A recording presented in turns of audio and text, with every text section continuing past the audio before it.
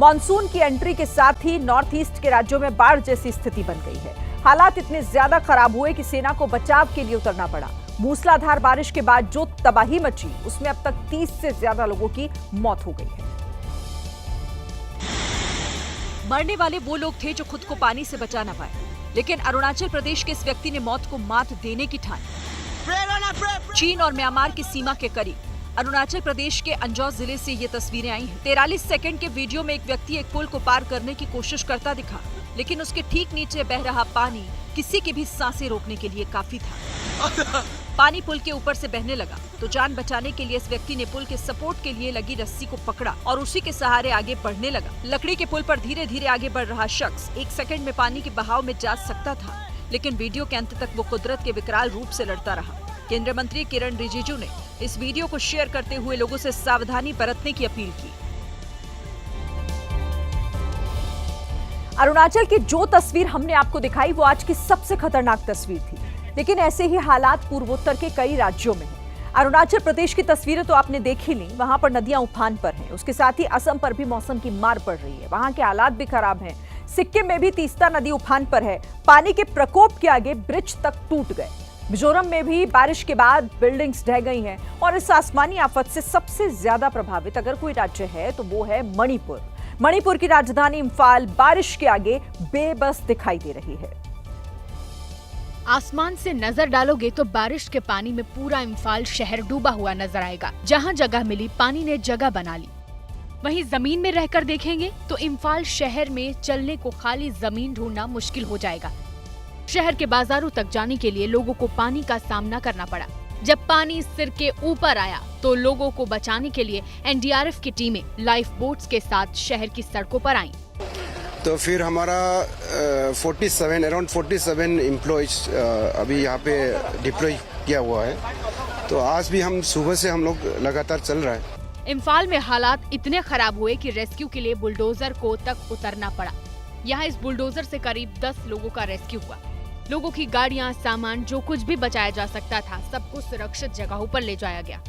यहाँ तक कि इम्फाल के अस्पताल में भी बारिश वाला पानी आया। हालात इतने बिगड़े कि मरीजों के लिए अस्पताल में ताला लग गया।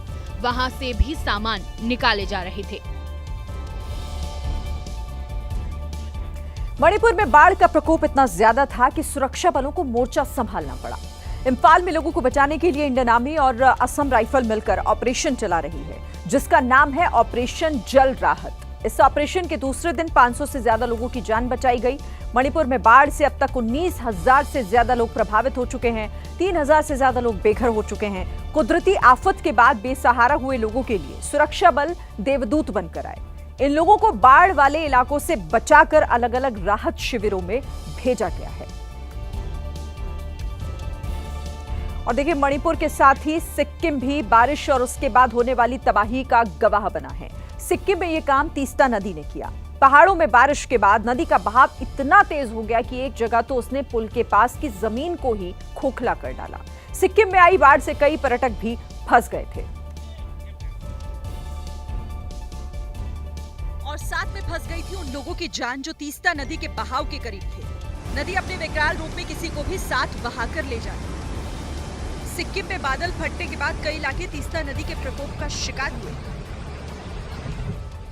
नदी 35 से 40 फीट ऊपर बह रही थी और उस पर बने पुल पर लोग धीरे धीरे चल रहे थे। सबको डर था कहीं पानी अगर पुल तक आ गया तो वही हाल होगा जो यहाँ दिखा। इस गड्ढे की वजह भी नदी का तेज बहाव ही था। कई जगहों पर मिट्टी गीली होने के बाद पुल गिरे, जिससे सिक्किम के गांव शहर से कट गए। पहाड़ों में बसे गांव के लोग भी लैंडस्लाइड से प्रभावित हुए। लाचेन जिले में सुरक्षा बलों ने भूस्खलन के बाद कई लोगों की जान बचाई। सिक्किम के साथ ही असम भी बारिश की वजह से प्रभावित रहा और उसमें भी ज्यादा असर लखीमपुर जिले में हुआ है। असम के लखीमपुर में बारिश के बाद नदियों का पानी बढ़ा तो आसपास के कई गांव में लोगों के घरों के अंदर तक पानी पहुंच गया। लोगों के पास खाना, पानी, सब कुछ खत्म हो गया। असम में बाढ़ से अब तक 10 से ज्यादा लोगों की मौत हो गई है। ये असम का वो इलाका है जहां पानी ने सब कुछ खत्म कर दिया। घर से बाहर निकलने के लिए जमीन नहीं तो जाएं कैसे? इसीलिए बच्चे खुद नाव चलाकर घर से बाहर निकलने की कोशिश करते दिखे।